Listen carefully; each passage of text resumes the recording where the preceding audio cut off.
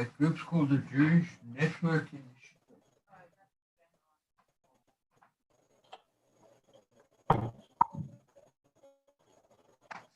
By Orjet, but not by Orjet, but through another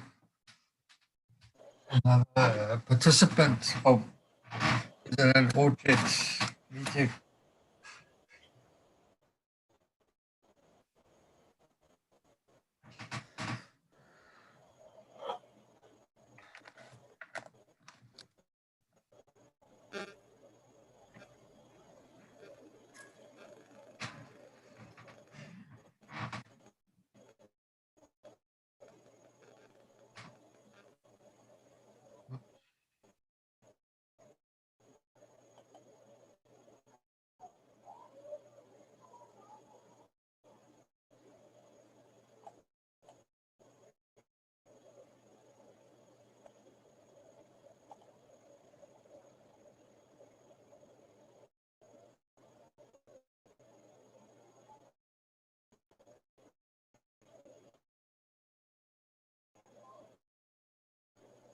Hello, Rabbi.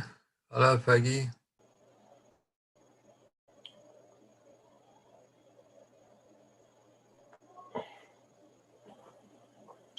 Hi, guys. Can you hear me? Hello, Rabbi. Internet troubles.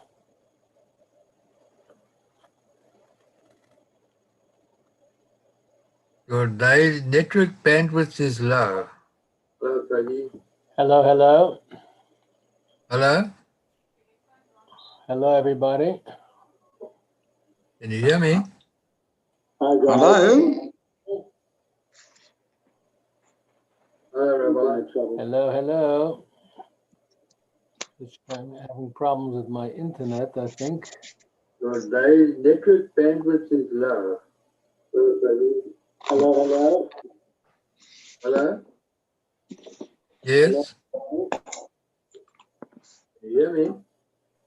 Yes. I hear you, I hear you. Can you hear me? I'm having problems with my internet, I think. Your daily network bandwidth is low. Hello, hello. Hello?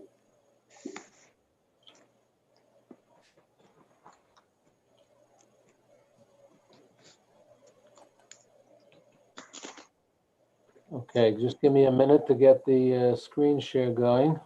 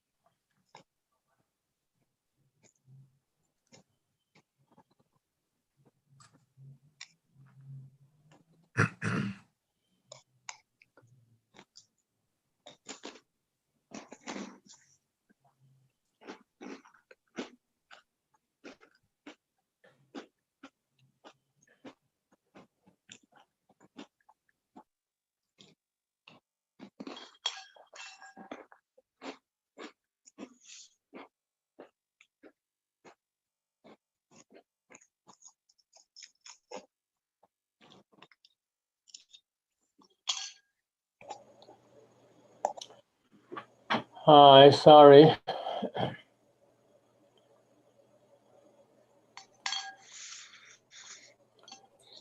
Sorry about that. Seems to be an internet problem here.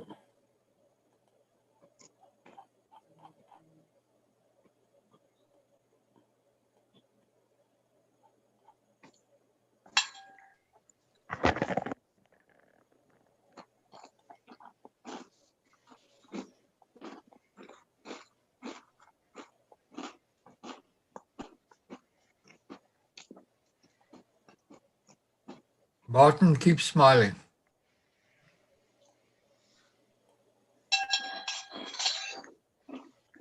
Okay. Can you see the text? Yes, yes, we can see it.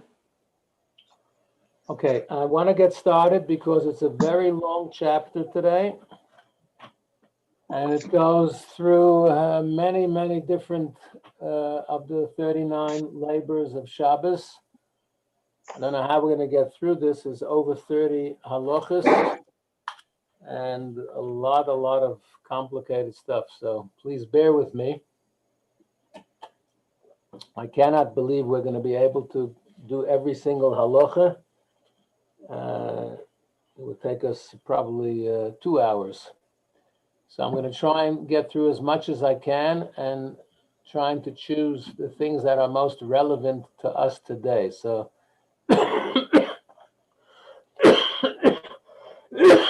excuse me.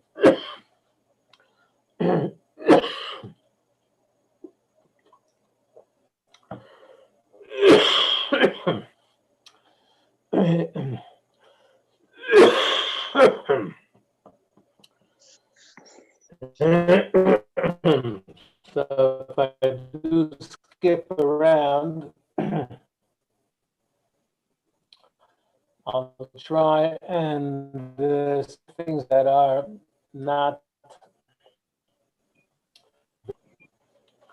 I hasten to clarify, the Torah does not change,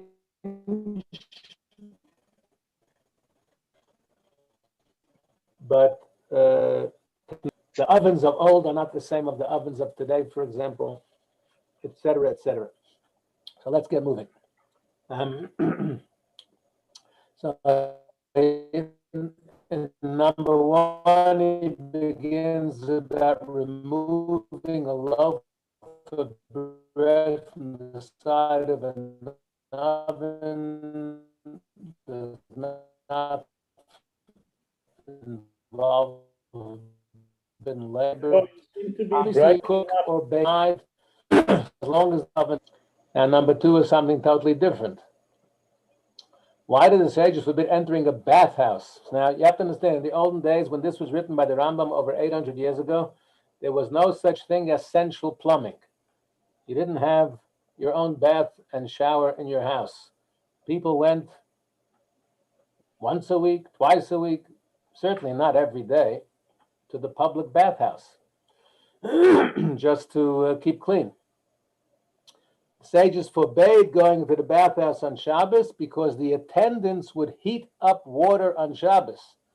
The attendants were either ignorant or cynical, and they did things that they were not supposed to do. You're not allowed to, excuse me, you're not allowed to cook on Shabbos. You can't put on a kettle to make a cup of tea. You have to. We use urns. We put on an urn before Shabbos, and then you can have as much coffee or tea over Shabbos as you want. But you may not cook anything on Shabbos, even water. So to heat up the bath is cooking water. And because the attendants were doing that against the law, the rabbi said, don't go to the bathhouse on Shabbos. For this reason, you may not go to the bathhouse, even just to use it as a steam bath. So really there would be no problem just going in for a steam bath or a sauna. If the sauna was on, you couldn't put on a sauna, but if it was on, you could go in. But here they were worried that because if they'll be patronized, then the attendants will keep heating it up on Shabbos against the law. And from this came things that you may not, we don't bathe on Shabbos. We keep ourselves hygienically clean. You take a shower or bath before, after Shabbos. So you can you only have to wait 24, 25 hours. For those of us who are very, very delicate. And from this came that we don't bathe and we don't shower on Shabbos. Parts of the body, if your face, you can wash your hands, your face, etc. If a part of your body gets dirty, you can wash it and cleanse it, but you shouldn't wash the whole body. However, interestingly, if you've been to Tiberias in Israel, and Tiberias is a famous hot springs, the mineral baths of Tiberias. You think they invented the spas in Varmbat or in Bat Plus? Long before warm baths and Bat Plus, there was Tiberias.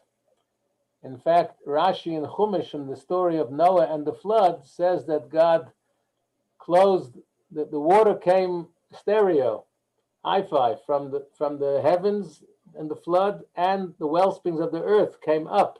They got it from both sides, top and bottom, during the flood. Then the flood was over, so he said he closed all the windows of the heaven, no more flooding from the rain, and the well springs of the earth. But by the well springs of the earth, he doesn't say he closed them all. So Rashi says in the Chumash, he left some well springs open for therapeutic purposes for humankind. For example, says Rashi, who lived about 1,000 years ago, the hot springs of Tiberias in Israel. If you go to Tiberias now, there's a very sophisticated mineral bath house there, and you can have a very nice mineral bath there. I've been there. And so he says, you may, however, rinse your entire body in the hot springs of Tiberias and the like, because we're not worried about going to the bathhouse there.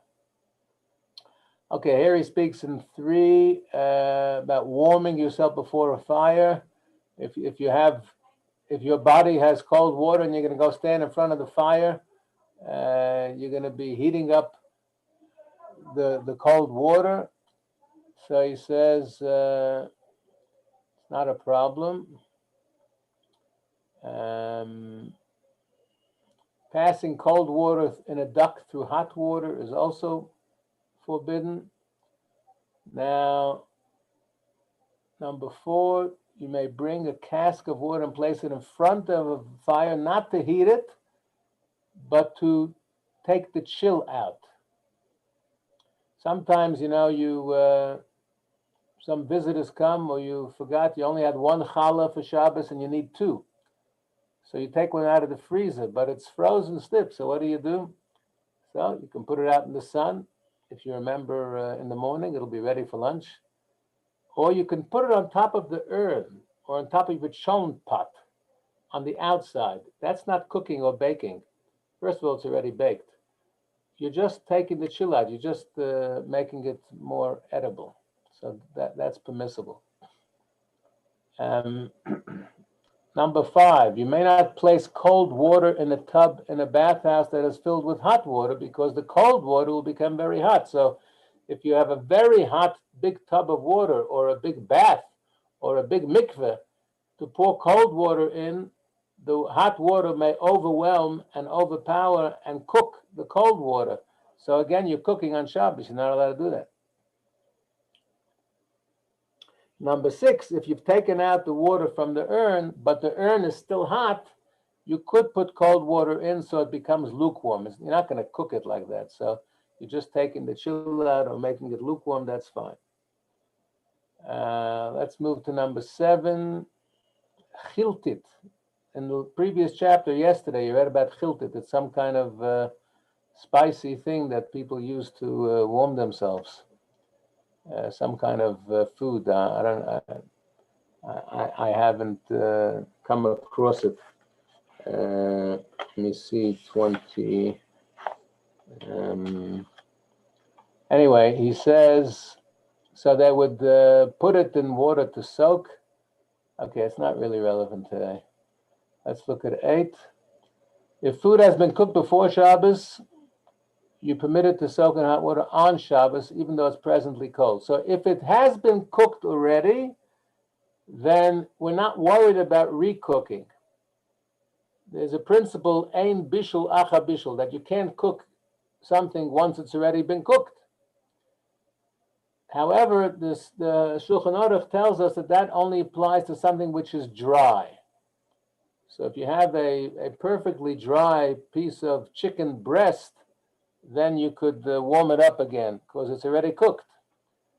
But if you have something that has gel on it, and you're going to warm it up, and then the liquid gel on the gravy on the meat or chicken will be cooked, and with liquids you may cook again. So it's only dry foods which have been cooked where you could warm it up again.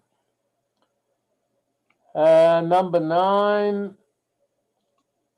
although it's forbidden to heat food or water using substances that derive the heat from the sun, it's permitted to heat them in the sun. So you could presumably put something out in the sun to warm it up if something was cold and you wanted to warm it up. 10, you may mix water, salt, and oil and dip the bread in the mixture to use it as a dip. Okay, the problem here is I actually learned it in my Mishnah Shir yesterday. We have a Sunday morning Mishnah Shir at Sydenham, and we're doing the laws of Shabbos, and we just learned this halacha yesterday. Believe it or not, most of the people say the problem is it's similar to tanning a hide, an animal hide, because they use chemicals to do that. So it's a bit far-fetched, but the point is here today in our situation, you could put together a little concoction and make a dip for the meal, provided you're making small amounts for the meal now, but not to store for the next few weeks. You may salt an egg. Thank God, I like my eggs salted. You're not allowed to pickle. Oh, that was the problem. You're not allowed to pickle. You may not pickle foods because it resembles tanning, but you may salt your eggs. Thank God.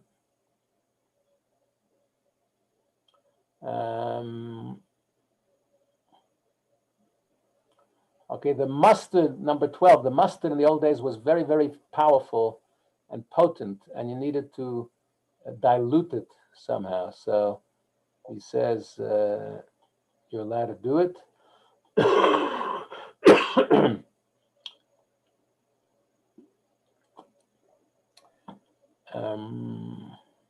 Okay, we still got a lot to go. 13. You're not allowed to remove hair from your body on Shabbos. So you're not allowed to pluck your eyebrows.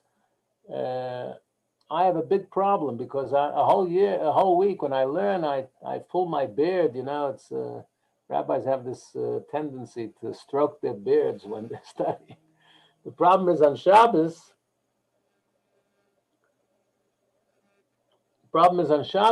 That you may pull a hair out, and it's very difficult. So I have to learn to keep my hands off my hair and my beard on Shabbos. I struggle with that one, I confess.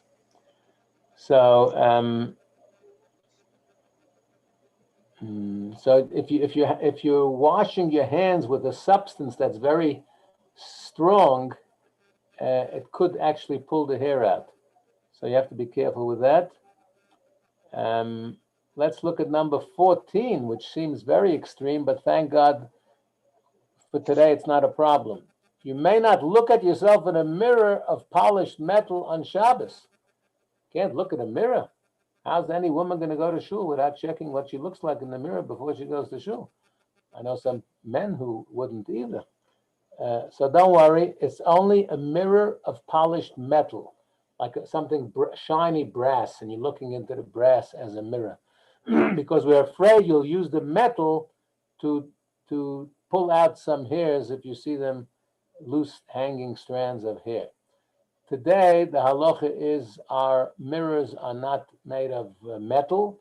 It's just pure glass with maybe has a metal frame in the wall. We're not worried that you're going to pull the mirror off the wall and start pulling hairs out. So you may look in the mirror on Shabbos.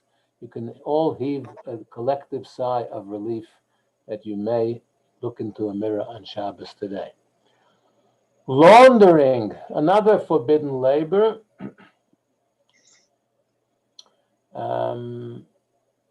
In the sanctuary, it was whitening, and wringing out a garment is also one of the forbidden labors. So if you want to clean the table after the meal, you shouldn't use a sponge, because then when you squeeze the sponge, you're gonna squeeze water out of it, which is a problem. I'm skipping 16. Okay, from 17, we start now about cleaning garments. You're not allowed to clean your garments on Shabbos either, but you may remove dirt or mud. So you may rub the inner surface so the mud falls, but not the outer surface, because it's like laundering, and you may not launder on Shabbos.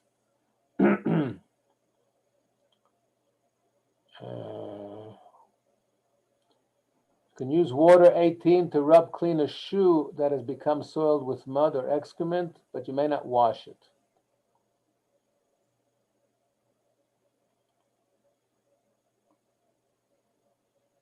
I'm skipping 19. Today we have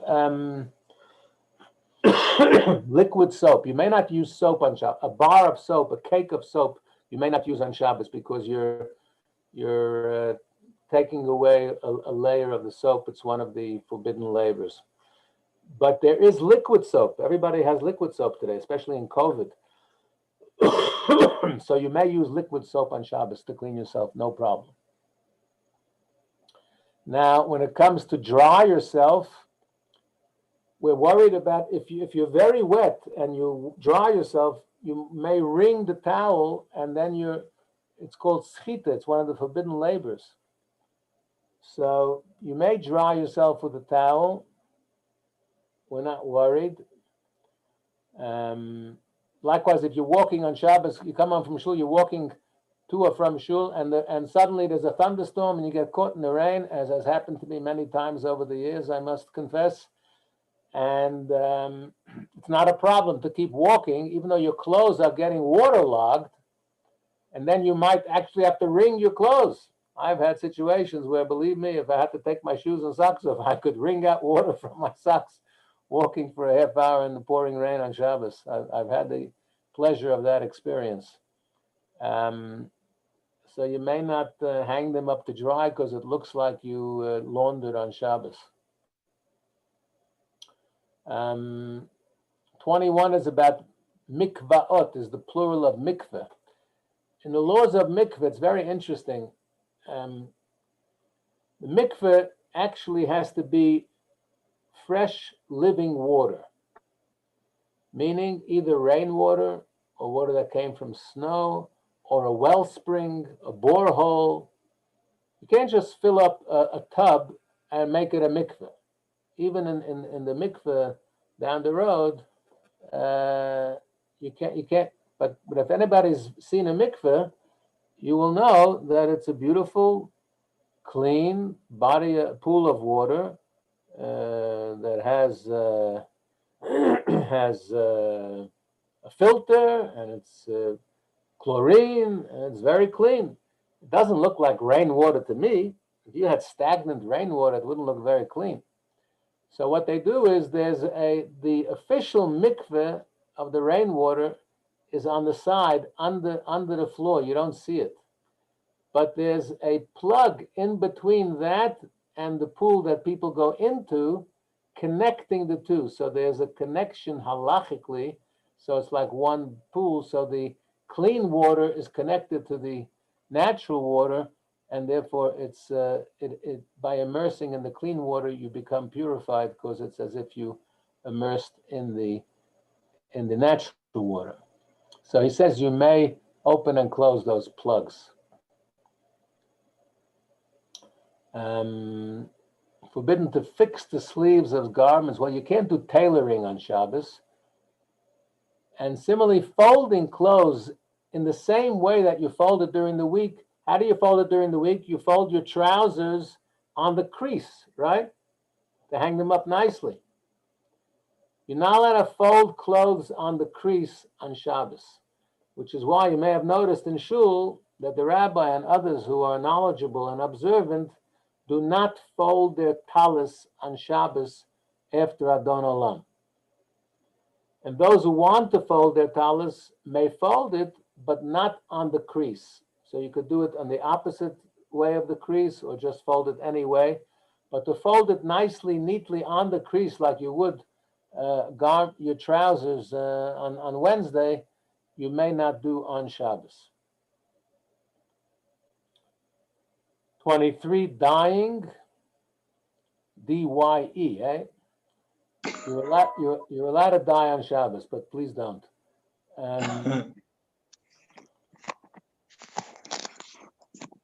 But you may not dye to change colors of some on Shabbos. And from this, because this is one of the labors in the sanctuary, from this we learn. Do we have ladies there? I see we have some ladies there. I'm terribly sorry to be the bearer of bad tidings, ladies, but you're not allowed to use makeup on Shabbos. Rouge or lipstick, it's a problem on Shabbos. So today, because there's so many observant Jewish women and they want to look good to go to shul on Shabbos, and some of them feel that their natural look is not good enough, although I keep telling the women you look beautiful naturally, but they say no, they need makeup, they need cosmetics. So today they have special cosmetics made for Shabbos, that you put it on before Shabbos, and it has the lasting power to last through the whole Shabbos. Okay, so you should know that makeup is a problem on Shabbos. Number 4, tearing. You're not allowed to tear.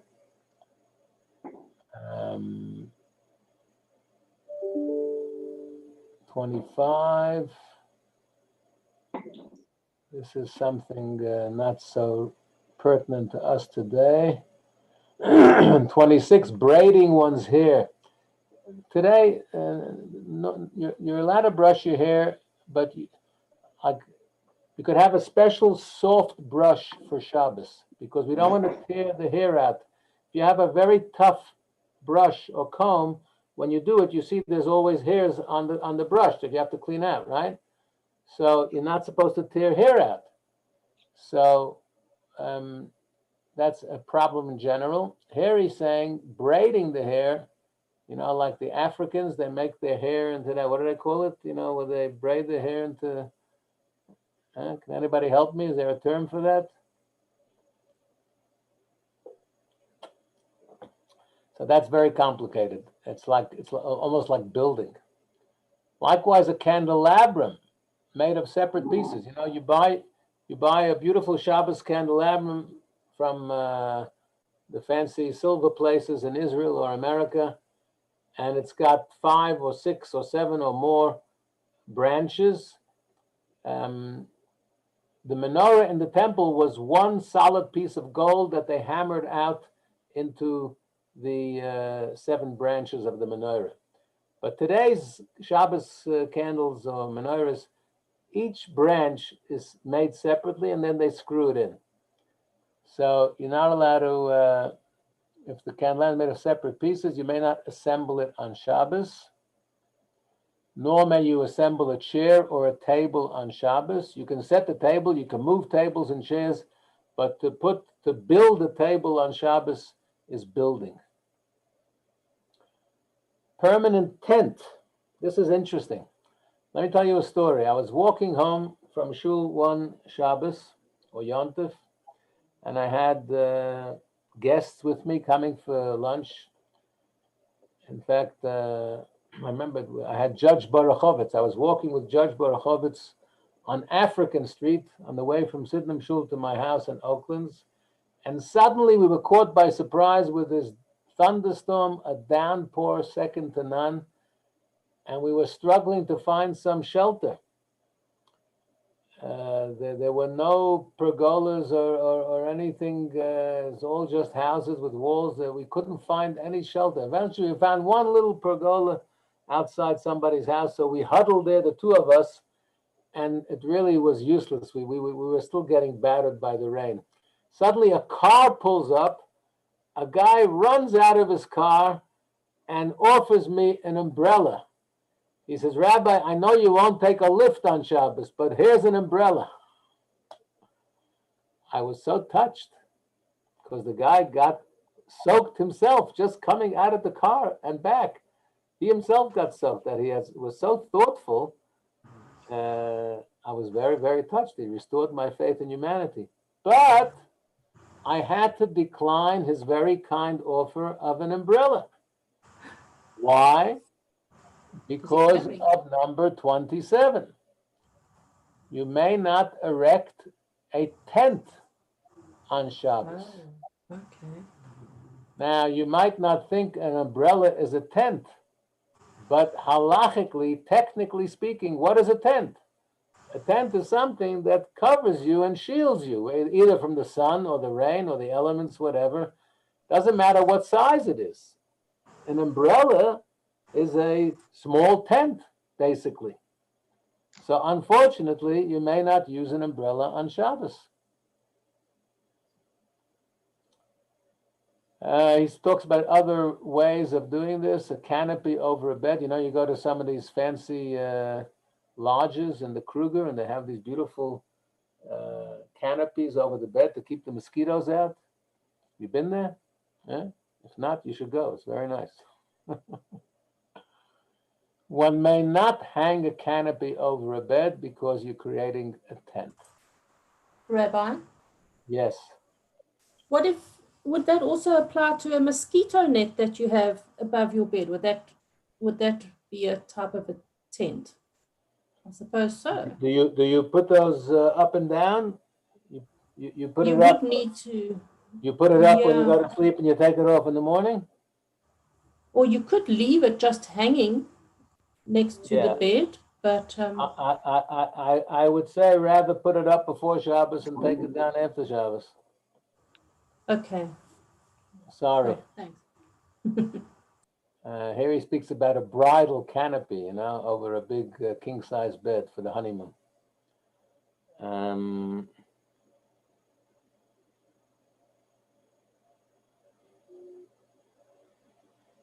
Hey, look at 31. Can you imagine? A question. Can a rabbi wear a black hat on Shabbos? Maybe that's also like an umbrella. You know, in the olden days, we used to have these big wide brims. He says, thank God it is permitted to wear a hat with a brim that provides shade for the person wearing it. I don't know if it's made for shade, but even if it is.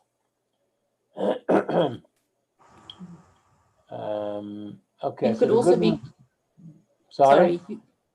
if there's a lot of rain and you have that hat on, you could be creating a vessel for water. Well, I actually bought a rain hat in New York. I have a black hat which goes down on front and back, and it's got a special waterproof material. It's my rain hat. I don't wear it too often. Today they have these in America and Israel. They're now selling. It's a cheap plastic raincoat that has a hood that goes over the hat or over the shaitel. And in fact, the first one I bought in New York a couple of years ago, I came back here and I put it on once it was raining. I had to walk to shul. I'm a 25-minute walk from my shul, so I gotta have some protection for these occasions, especially in the Johannesburg summers. So I put this hood over my hat and it went down to my chin. So I called the guy after. I said, well, you sold me this hood. It's so gigantic. It's ridiculous. I have to tuck it under my hat. He says, you took the wrong one. That's for the Streimels. You took the Streimel coat hood. You need the one for regular hats. So when I went back to New York, I got the one for regular hats. But Rabbi, an umbrella is like a temporary tent, is it not? I mean, then you're not liable with a temporary tent. Yeah, I was wondering about that actually. Why he says there's no. I was looking in the notes and the commentaries. Yeah.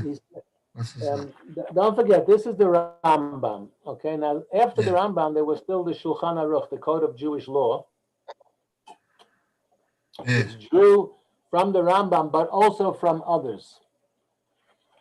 What note was that? What number was that with the umbrella? Let me find it. 27. 27. 27. No. Temporary tent. Okay, let me look at note 125. I printed up the notes. I had to do a lot of preparation for this year today. This was a rough chapter here. He says like this. In this context, the word temporary is defined as not constructed to remain for a prolonged period. But he quotes the Noida Yehuda, who was the chief rabbi of Prague about 300 years ago, who forbids opening an umbrella on Shabbos. So I guess umbrellas are around already a few hundred years. Huh? If I asked you, when do you think the first umbrella was invented? I'm sure you wouldn't guess 300 years ago. Wow. Maybe 200 years ago, but still a long time. Okay. So I'm sorry. Who's Believe me, ruling what? it would be a lot easier for me if we could use umbrellas on Shabbos. Yeah, for No- sure. Who's ruling was that? Sorry, you said? So his name was Rabbi Yecheskel Landau, who was the chief rabbi of Prague Uh-huh. a couple of hundred years ago. He wrote a famous book called Noda B'Yehuda. It's from a verse in Tehillim. He was a very, very prominent, he was probably the leading halachic authority in his generation. I think it's a good 250 years ago, if not more. So I'm sorry about that. Believe me, I'm personally sorry.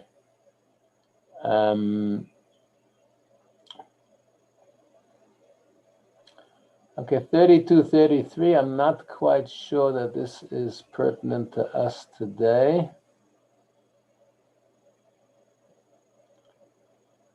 We cover our foods. We don't have a problem covering our foods. If you're eating outside on Shabbos, as these days, since COVID, we've been eating lunch on the patio often. What notes are these? Let me see. Oh, with the hat, there was a discussion in the notes. Some of the commentaries say, well, it depends how wide your brim is. If you have a very wide brim, that's already like an umbrella. But, the fashions change. Today the fashions are narrow brims, but maybe 5 years ago, 10 years ago, it was long brims. I have wide brimmed hats and narrow brimmed hats. So there was a debate amongst the halachic authorities. And in the end, the ruling was that, again, he quotes the Noida B'Yehuda, there is no prohibition against putting on a hat regardless of how wide the brim is.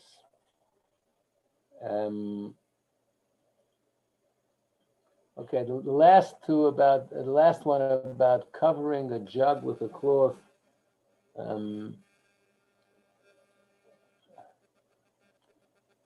I don't think we worry about that today. I mean, we have a jug of water, and my maid puts some plastic on it to keep the flies out. I don't think that's a problem.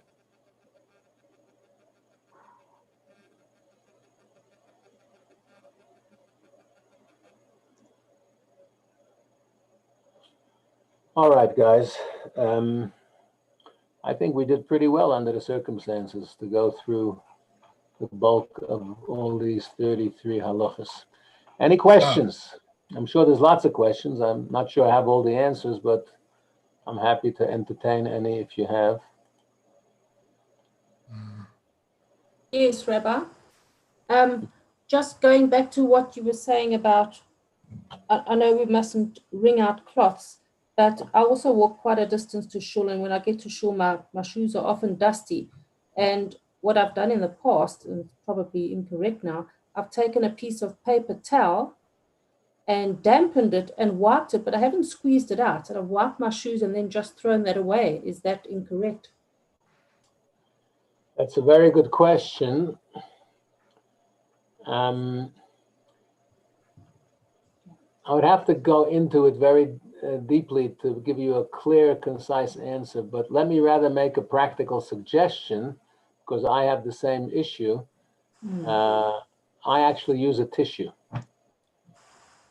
Okay, just try. And I do agree that a paper towel that's damp would be better, but I find that a tissue will take off more dust than a paper towel.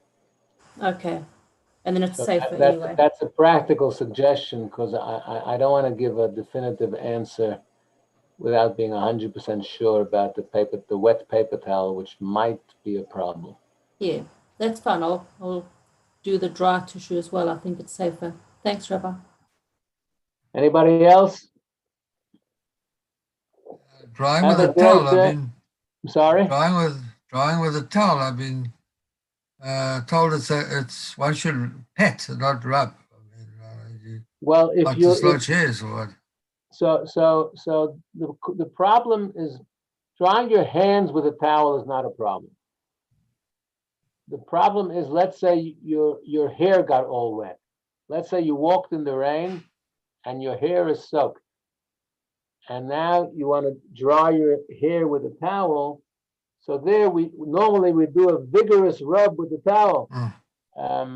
That vigorous rub with a towel you should not do on Shabbos.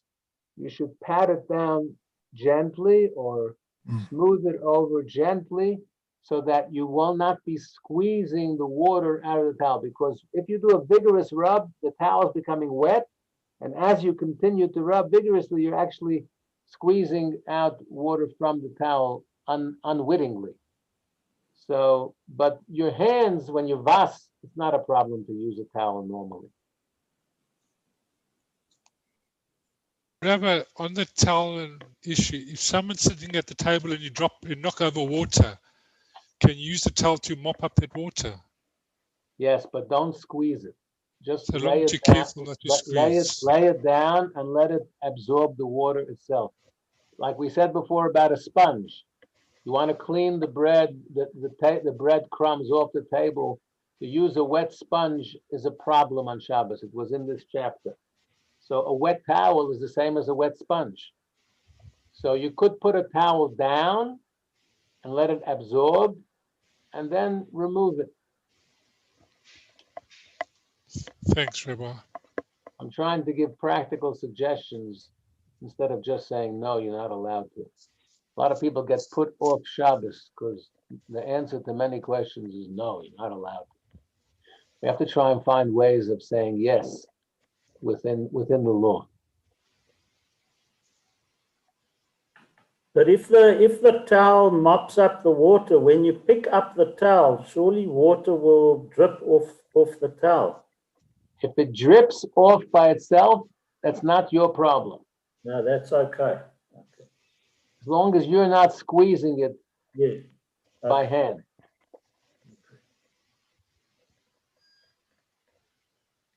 Okay, you guys are learning a lot of new tricks, eh? Thanks, Rabbi. Maybe it's safer just to stay home in our bedroom the whole Shabbos. I was going to say, don't walk on Shabbos. You'll be more Don't wake Shabbos observant than taking chances Stay in going bed. out. Have a good day. Have a good week. Nice. Thanks for coming. Thanks, Rabbi. Thank Bye-bye, you. everyone. Thank you. Bye. Bye.